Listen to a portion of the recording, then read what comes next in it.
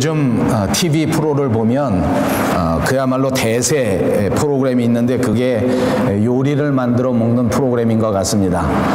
사방 모든 TV 채널이 요리를 만드는 프로그램으로 꽉 차 있다고 해도 과언이 아닐 것입니다.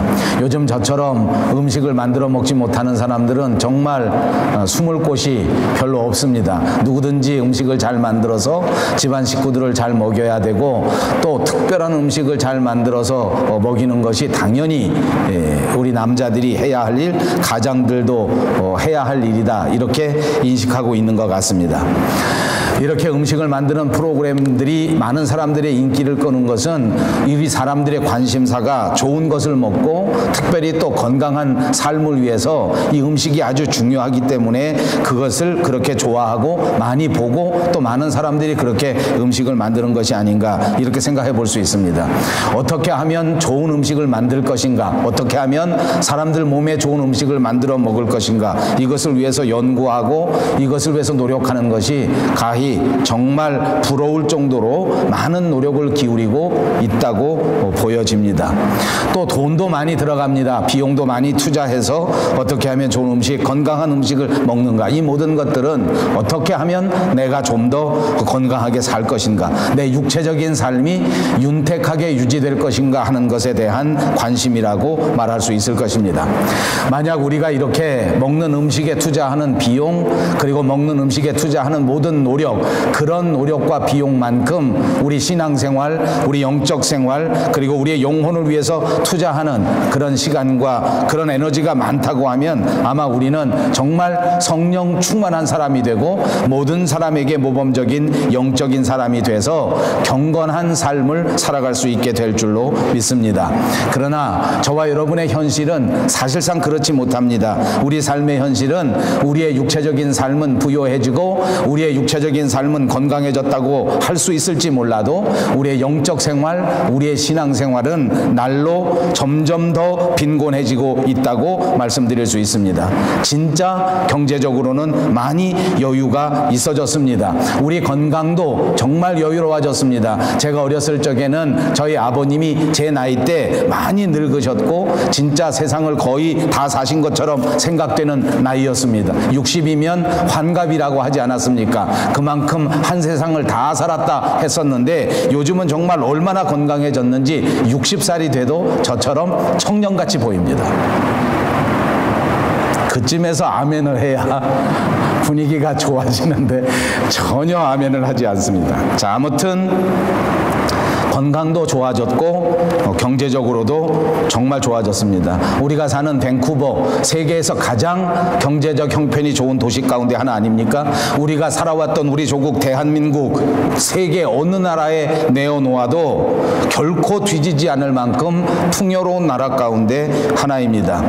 그러나 이렇게 경제적으로 풍요롭고 이렇게 사람들이 육체적으로 많이 건강해졌다고 하지만 그러나 이 육체의 건강이 우리의 정신을 살찌우고 우리의 영혼을 살찌우는 것은 아니란 말입니다. 오히려 반대로 우리의 영적 생활은 점점 더 빈곤해지고 점점 더 삐썩 말라가고 있는 것이 현실입니다. 풍요 속에 빈곤이라고 하는 말이 경제적인 이 풍요로운 삶 속에서 오히려 우리의 신앙은, 우리의 영적 생활은 빈곤할 수밖에 없는 모습이다 라는 말을 비유한 것이라고 생각할 수 있습니다. 그렇다면 우리는 왜 이렇게 영적인 빈곤 가운데서 살아가고 있는 것입니까? 신약 성경 요한계시록 3장에 보니까 라오디게아 교회가 등장하는데 예수님께서 이 라오디게아 교회에게 주신 그 말씀 속에서 이 답을 찾아볼 수 있을 것입니다.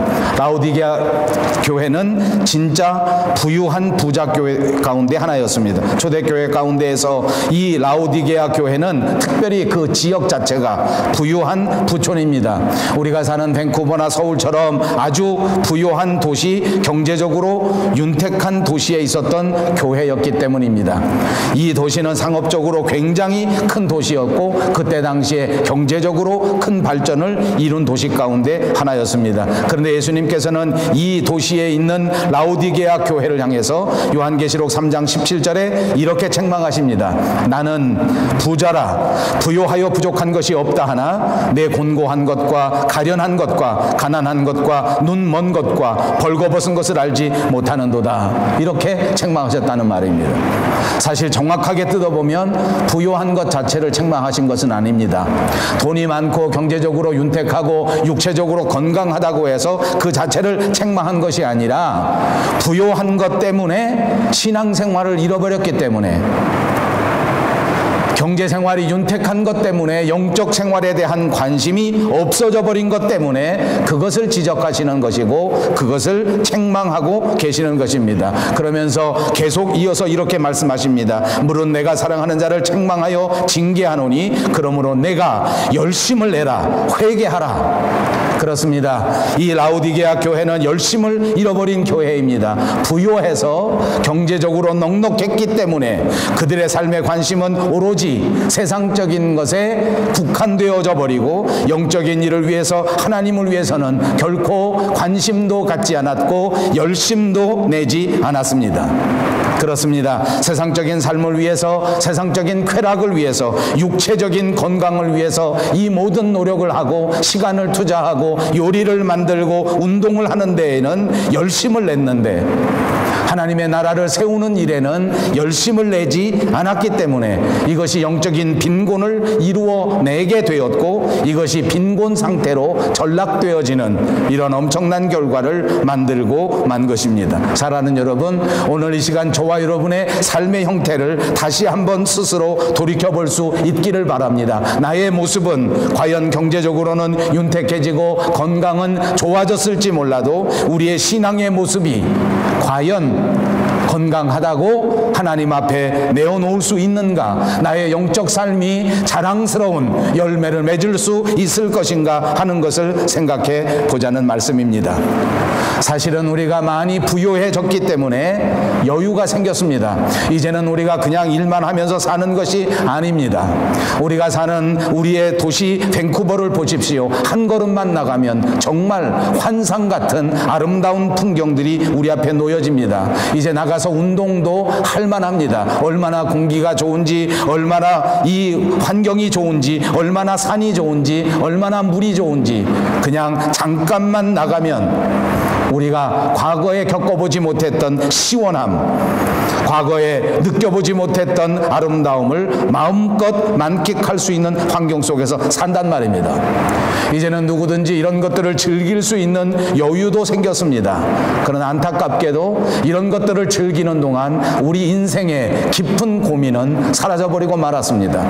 내 인생의 주인이 어떤 분이신가, 내 인생을 주관하시는 그 하나님의 관심은 어떤 것인가 하는 것에 대하여는 아무것도 생각하지 않는 세대가 되어버리고 말았단 말입니다. 그래서 이미 우리 마음속에 성령 하나님을 잃어버리게 되었습니다. 우리 마음속에 거룩하신 하나님의 인생관이 없어져 버렸습니다. 우리 속에 우리를 부르신 예수님의 부르심을 다 놓쳐버리고 말았습니다. 이제 우리는 아쉬운 것이 없습니다. 그래서 매달려 기도하지 않습니다. 이제 우리는 넉넉합니다. 그러므로 눈물 뿌려 하나님 앞에 부르짖을 필요가 없어져 버렸습니다. 영적인 기쁨이 없다고 할지라도 얼마든지 육체가 주는 기쁨으로 마음껏 살아갈 수 있다고 생각해 버리는 것입니다. 그리고 오히려 더 건강을 위해서 분주합니다. 더 먹을 것을 위해서 노력합니다. 더 세상적인 것을 많이 얻기 위해서 시간을 쪼개고 분주하게 바쁘게 살아가는 것이 우리의 모습입니다. 그래서 우리에게는 예배드릴 시간이 부족합니다. 그래서 우리에게는 성경 읽을 시간이 부족합니다. 그래서 우리는 하나님의 말씀을 깊이 묵상할 틈이 없어져 버렸습니다. 모든 시간을 다 빼앗겨 버리고 말았습니다. 그러면서도 스스로 나는 부요하다, 나는 부자다, 나는 부족한 것이 없다, 이만하면 됐다, 내 인생은 성공적이다 라고 생각하고 있다는 말입니다. 바로 이런 시대, 이런 사람들을 향해서 성경 본문은 말씀해 주십니다. 세상의 유혹에 흔들리지 말고 오직 거룩함에 거하여 살아야 한다. 오늘 본문 디모데전서는 사도 바울이 사랑하는 믿음의 아들 디모데에게 주시는 편지의 내용입니다. 특별히 본문에서는 여자들을 향해서 이렇게 가르쳐 주라고 말씀해 주신 말씀입니다. 본문 15절을 다시 보십시오. 그러나 여자들이 만일 정숙함으로 믿음과 사랑과 거룩함에 거하면 그의 해산함으로 구원을 얻으리라. 해산함으로 구원을 얻으리라. 이 말씀은 진짜 어려운 말씀입니다. 해석하기가 쉽지 않습니다. 문자 그대로 이해한다고 하면 아이를 낳는 그 해산함으로써 구원을 얻게 된다는 말인데, 아이를 낳는 것과 구원받는 일은 어떤 관계가 있는지 이것을 해석하기가 어렵다는 말입니다. 공동번역 성경에는 이 본문을 이렇게 번역했습니다. 그러나 여자가 자녀를 낳아 기르면서 믿음과 사랑과 순결로서 단정한 생활을 계속하면 구원을 받을 수 있다. 이 말씀을 오늘 우리가 읽은 개역 성경과 조합해서 해석해 본다고 하면, 여자가 자녀를 낳아 기르면서 믿음과 사랑과 거룩함에 거하며 정결한 생활을 계속하면 구원을 받을 수 있다. 이런 말씀입니다. 여러분, 이 말씀은 비단 여자들에게만 주는 말씀은 아닙니다. 자녀를 낳아 기르면서 라고 말했기 때문에 여자만 자녀를 낳는 것처럼 생각할 수 있을지 몰라도 그 말이 아니란 말입니다. 이 말씀의 중심은 바로 이것입니다. 믿음과 사랑과 거룩함에 거하며 정결한 삶을 살아야 한다. 이것이 우리 모두에게 주시는 하나님의 말씀인 줄로 믿습니다. 믿음과 사랑과 거룩함에 거하며 정결한 삶을 살아야 한다. 여러분도 한번 해보시겠습니까? 믿음과 해보세요.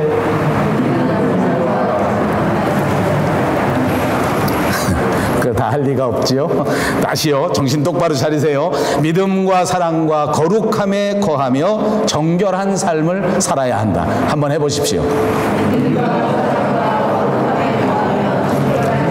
그렇습니다. 저와 여러분, 우리 믿는 사람들은 어찌하든지 이 세상에서 거룩한 삶을 살아야 할 줄로 믿습니다. 사랑하는 여러분 모두 이 땅 위에 살아가시면서 반드시 하나님과 더불어 거룩한 삶을 살아가시기를 주님의 이름으로 축복합니다. 이제부터 우리의 삶이 거룩해지기를 바랍니다. 이제부터 우리의 생각이 거룩해지기를 바랍니다. 이제부터 우리의 말이 거룩해지기를 바랍니다. 이제는 온통 우리의 삶의 전체가 하나님이 인정해 주실 만한 거룩한 삶이 되셔서 반드시 아름다운 구원을 이루시고 하나님 앞에 칭찬받는 저와 여러분, 그리고 우리 교회가 꼭 되시기를 바랍니다.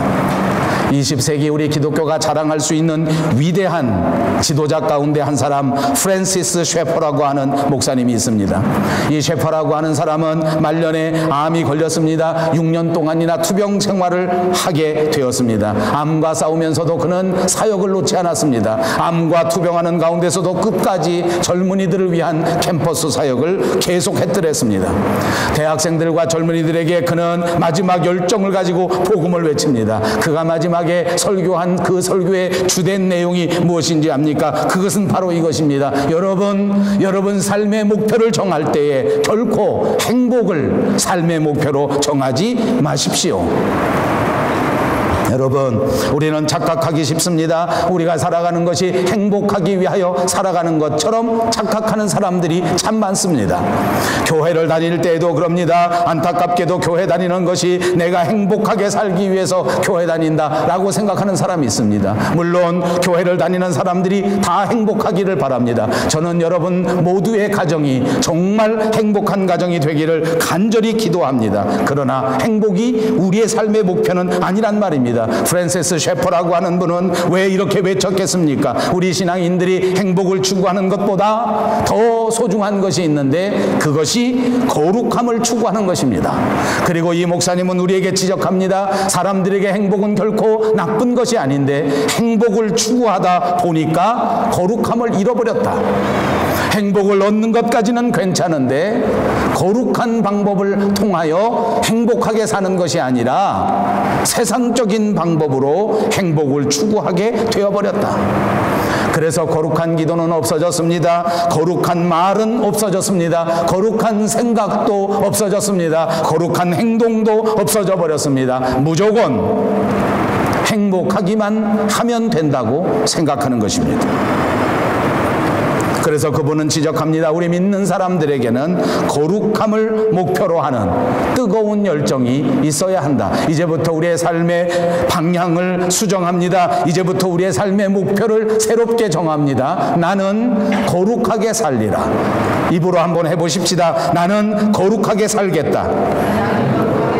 그렇습니다. 분명히 거룩하게 살아야 합니다. 분명히 세상 사람들과는 구별되게 살아야 한단 말입니다. 분명히 세상 사람들과는 다르게 살아야 한단 말입니다. 분명히 하나님을 가슴에 간직한 사람답게 살아야 한답니다. 그것이 거룩한 삶입니다. 오늘 본문 15절의 말씀을 다시 한번 요약한다면 그것입니다. 그러나 여자들이 거룩함에 거하면 구원을 받는다. 거룩함에 거하면 구원을 받는다. 하나님이 원하시는 것이 거룩함이기 때문입니다. 내가 거룩하니 너희도 거룩하라고 말씀하신 그것처럼 우리가 거룩함에 거하여야 될 줄로 믿습니다. 거한다는 말은 무슨 말입니까? 그 안에서 산다는 것입니다. 거룩함에 거한다는 것은 그 거룩함 안에서 살아간다는 것이고, 그 거룩함 안에서 살아갈 때 진짜 행복이 우리의 삶에 다가오게 되는 것입니다. 본문 11절과 14절 말씀해 보니까 여자들이 교회 안에서 조용히 순종하는 마음으로 배우라 라고 말씀하고 있습니다. 일체 순종함이라. 이 말은 다시 말하면 완전히 순종하라는 말입니다. 여자들이 순종하는 것은 정말 아름다운 미덕입니다. 세상이 달라지고 시대가 달라졌기 때문에 이런 말을 하는 것이 조심스럽습니다. 그럼에도 불구하고 여전히 순종하는 것은 정말 아름다운 미덕입니다. 사람이 살아가면서 순종할 수 있다는 것은 얼마나 좋은 것인지 모른다 그 말입니다. 제가 목회하면서 보니까 성도들의 모습도 참으로 여러 가지입니다. 교회를 향하여, 목사를 향하여 일체 순종하는 신앙의 모습이 있습니다. 여전히 아름다운 미덕이 될 수 있는 일입니다. 조용히 순종하는 것입니다. 일체 순종하는 것입니다. 여러분, 순종할 때 조용히 순종하라는 말은 무슨 말입니까? 그 순종의 방법을 가르쳐 주는 것입니다. 조용하게 하라는 것입니다. 조용하게 한다. 진짜 중요한 방법론 가운데 하나입니다. 조용하게 하라는 것입니다. 그러므로 여러분, 신앙생활 할 때에 말을 너무 많이 하지 않아도 될 것입니다. 말을 너무 잘하지 않아도 된다는 것입니다. 이 방법론을 꼭 기억하십시오. 말을 많이 하다 보면 자연히 불평을 섞게 되고, 말을 많이 하다 보면 자연히 불만을 나타낼 수밖에 없는 것입니다. 아무리 시대가 달라지고 아무리 가치관이 바뀌어졌지만, 그러나 여전히 우리 신앙생활의 가장 아름다운 미덕은 조용히 순종하는 것입니다. 불평과 불만을 나타내기보다는 감사로 순종하는 것, 그것이 아름다운 신앙의 자세요. 내가 주장하고 내가 가르치는 자세보다 오히려 조용히 순종하며 배우는 자세를 갖는 것이 하나님이 기뻐하시는 삶의 모습이라고 믿습니다. 그리고 이 말을 더 확대해서 해석한다고 하면 순종을 강조하는 것 자체가 교만하지 말라는 말씀일 것입니다. 다른 사람들보다 신앙생활을 내가 더 많이 오래 했으니까 자랑스러운 일이다 라고 자랑할 필요가 없다는 것입니다.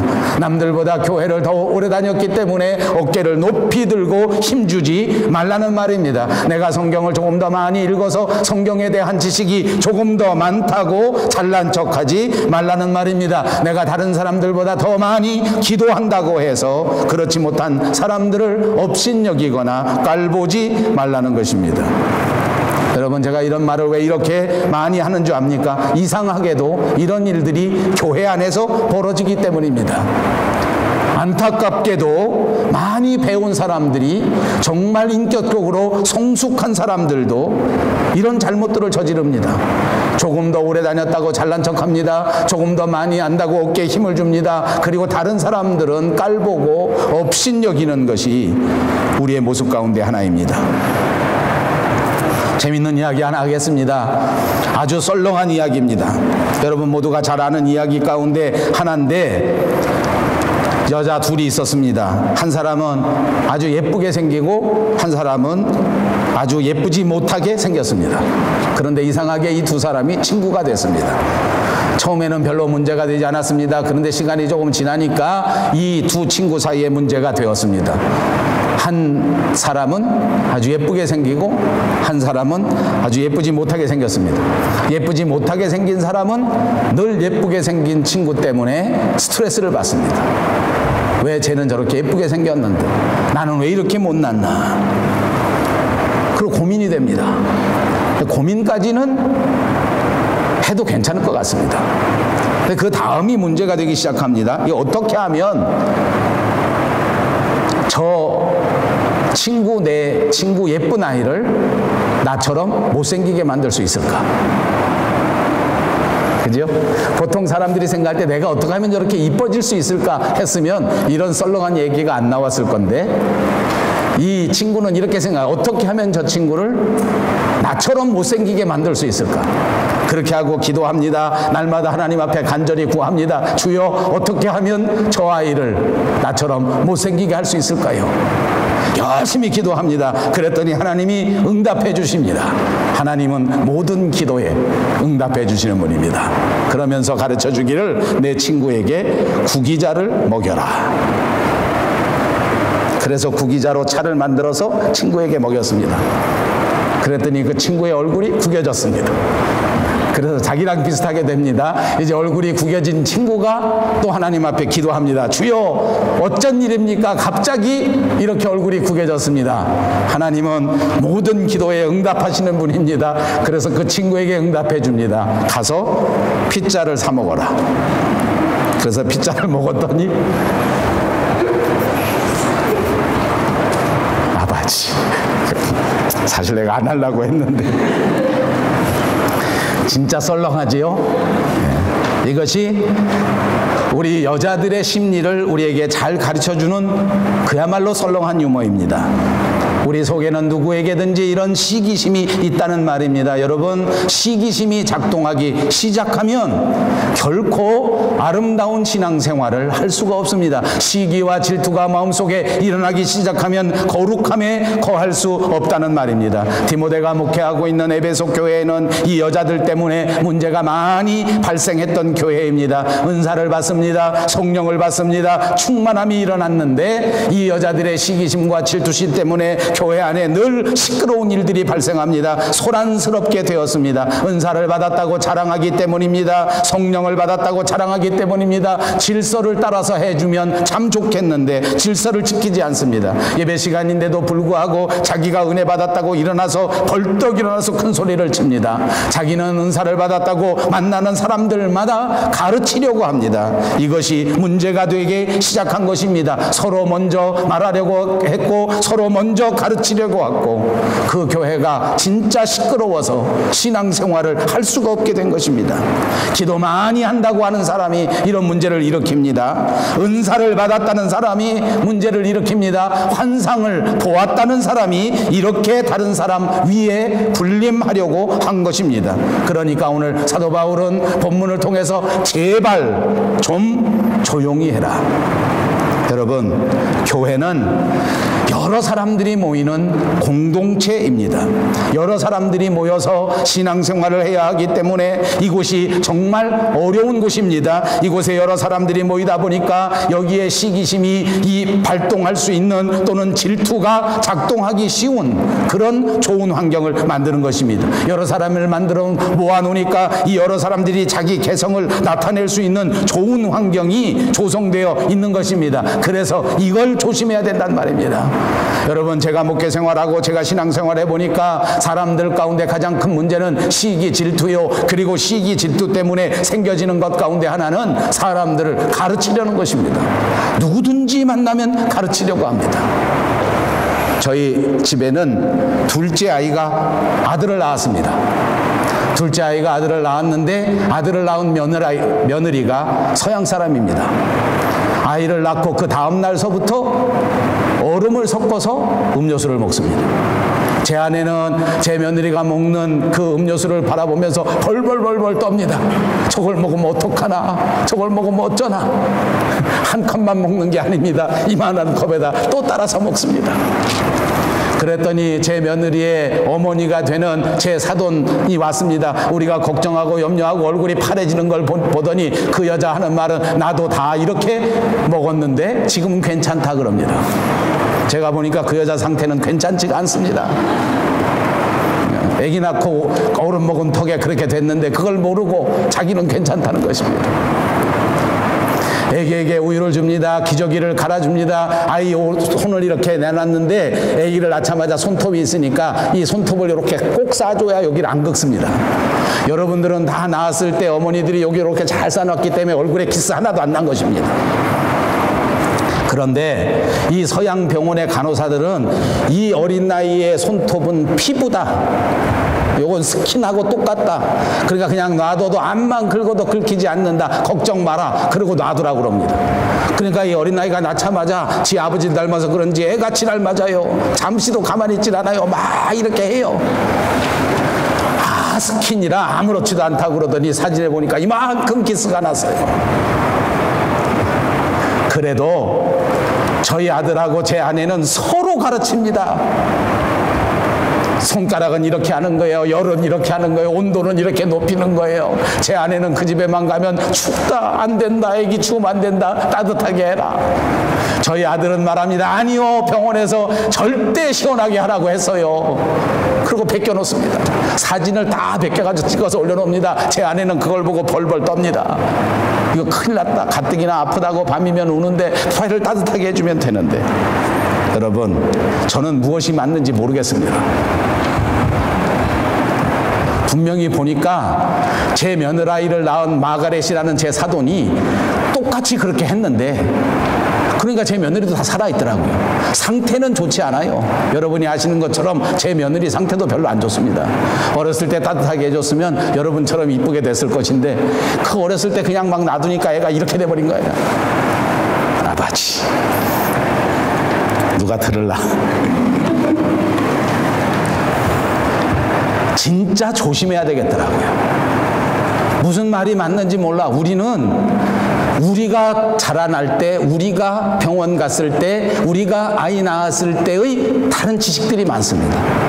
이 자리에 예배할 때 저희 큰아들도 있습니다만, 제 큰아들은 자기 엄마가 가르쳐주는 팁을 귓전에도 듣지 않습니다. 왜냐하면 자기가 다 유튜브를 보고 배웠기 때문에 자기가 아기 기르는데 더 박사야. 더 박사. 제 아내는 얼마나 서운한지 몰라요. 그냥 서운할 게 없어요. 그 옆에 저희 장모님도 앉아 계십니다. 저희 장모님이 뭐라고 한마디 하시면 제 아내는 두 마디씩 합니다. 자기 엄마를 가르쳐요. 그리고 자기 며느리가 가르칠 땐 듣기 싫어요. 그게 인생입니다. 누굴 가르칠 일이 아니더라고요. 만나면 가르쳐요. 교회가 시끄러워집니다. 만나면 잘난 척해요. 교회가 시끄러워집니다. 여러분, 교회는 진짜 문제가 발생하기 아주 좋은 환경입니다. 조금만 조심하지 않으면 교회 안에서 문제가 날 수밖에 없습니다. 말 한마디를 서로 이해하고 말 한마디를 서로 받아들이는 것이 정말 사람마다 다르기 때문입니다. 더더군다나 사람의 마음은 그렇게 간단한 것이 아닙니다. 어느 날 하여와 같이 넓은 마음을 가졌다고 생각했던 내 자신의 마음이 뱁새보다도 더 작은 마음으로 쪼그라들 때가 있습니다. 개인 한 사람도 그렇습니다. 그 사람의 마음이 시기심이 들어오고 그 마음 속에 질투가 들어오면 여자만 그런 게 아닙니다. 남자는 더 심합니다. 어떻게 마음이 좁은지 몰라요. 아내가 말 한마디 잘못하면 남자는 이틀 동안 말도 안 합니다. 진짜 웃겨요. 아무것도 아닌 소리를 듣고 삐쳐서 말도 안 해. 밥도 안 먹어. 저만 손해요. 여러분, 제가 목회하다 보니까 교회 안에 교회 일을 할 때에도 질투심으로 일을 하는 사람들이 있더라고요. 물론 성경에 보니까 복음을 전파하고 하나님의 나라를 세울 때에 질투심으로 할지라도 시기심으로 할지라도 어찌하든지 전파되는 것은 그리스도이기 때문에 그것은 좋은 일이라고 말할 수 있을지도 모릅니다. 그러나 제가 목회해 보니까 시기심으로 하는 일, 질투심으로 하는 일, 경쟁심으로 하는 일, 그것은 결코 아름다운 열매를 맺지 못합니다. 그러므로 무슨 일을 감당하는 것보다 더 중요한 것은 내 마음속에 다시 한번 하나님의 복음으로 마음을 새롭게 하는 것입니다. 그래서 사도 바울은 빌립보 2장에서 저와 여러분에게 이렇게 말합니다. 너희 안에 이 마음을 품으라. 곧 그리스도 예수의 마음이니. 그렇습니다. 우리가 가장 중요하게 생각할 것은 오늘 이 순간 내 마음속에 그리스도 예수의 마음을 품는 일입니다. 사랑하는 여러분, 주의 성령을 의지하셔서 저와 여러분의 마음이 온전히 새로워지고 곧 그리스도 예수의 마음으로 변화될 수 있기를 주님의 이름으로 축복합니다. 예수님의 마음은 시기하는 마음이 아닙니다. 예수님의 마음은 질투하는 마음이 아닙니다. 예수님의 마음은 경쟁하는 마음이 아닙니다. 그분의 마음은 스스로 낮아지셔서 스스로 겸손하신 마음입니다. 그분의 마음은 온유하고 그분의 마음은 따뜻해서 그 어떤 사람도 받아들여주고 그 어떤 죄인이라도 쓰다듬어주고 그 어떤 상황이라도 이해해 줄 수 있는 그 거룩한 마음인 줄로 믿습니다. 본문은 이렇게 말합니다. 여자들이 거룩함에 거하면 그 해산함으로 구원을 얻으리라. 해산함으로, 다시 말하면 아이를 낳는다는 표현입니다. 그러나 이것을 좀 더 의역해 볼 필요가 있지 않습니까? 아이를 낳는 것과 같은 과정을 겪어서 구원을 이룬다 그 말입니다. 사랑하는 여러분, 저와 여러분이 감당하는 신앙생활은 그렇게 간단한 것이 아닙니다. 여러분, 저와 여러분이 섬기는 이 교회 생활은 그렇게 쉬운 것이 아닙니다. 어찌 보면 이것은 정말 힘든 일입니다. 우리가 평생을 바쳐 한 교회를 섬기고 한 교회에 소속하고 한 교회를 세워간다고 하는 것이 간단하거나 쉬운 일이 아니란 말입니다. 진짜 힘든 일입니다. 정말 어려운 일입니다.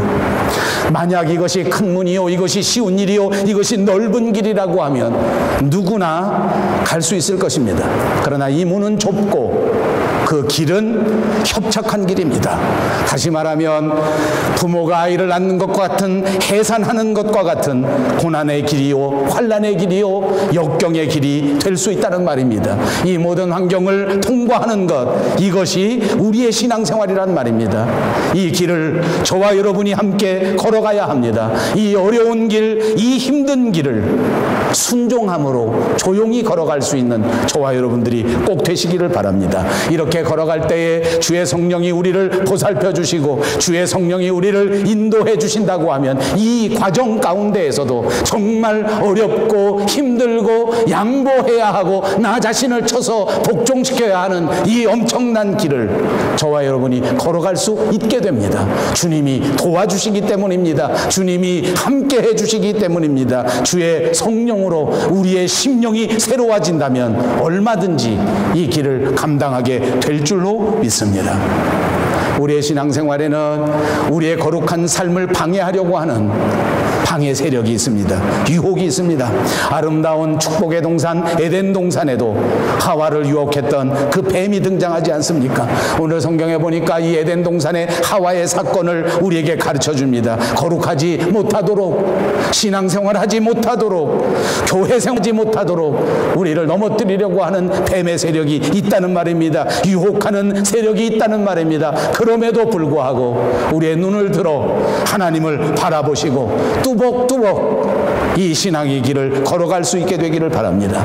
예수님의 마음을 품고 걸어가십시다. 예수님의 마음을 품고 거룩한 길을 걷다 보면 우리는 분명히 주님이 약속하신 그 약속의 세계로 인도함을 받게 될 줄로 믿습니다. 여러분, 저와 여러분의 눈에 하나님이 보이시는 것은 아닙니다. 그러나 하나님께서는 언제나 영으로 저와 여러분에게 함께 해 주실 것입니다. 우리 교회 안에 성령으로 함께 해 주실 것입니다. 내가 너와 함께 할 것이니, 내가 너를 지켜줄 것이니 걱정하지 말라 말씀해 주시고 있는 것입니다. 이 말씀을 믿으십시다. 이 말씀을 붙잡으십시다. 이 말씀을 의지하고 나가면 하나님은 반드시 저와 여러분의 인생을 지켜주실 것입니다. 하나님의 보호하시는 그 아름다운 손길이 우리의 삶의 그 모든 영역에서 나타나게 될 줄로 믿습니다. 지켜주십니다. 보호해 주십니다. 우리의 할 일은 오늘 우리의 마음을 새롭게 하여 주님이 말씀하신 그 거룩함 속에서 살아가는 것입니다. 이것이 우리의 삶의 목표가 되고 이것이 우리의 삶의 목적이 되시기를 다시 한번 주님의 이름으로 축복합니다.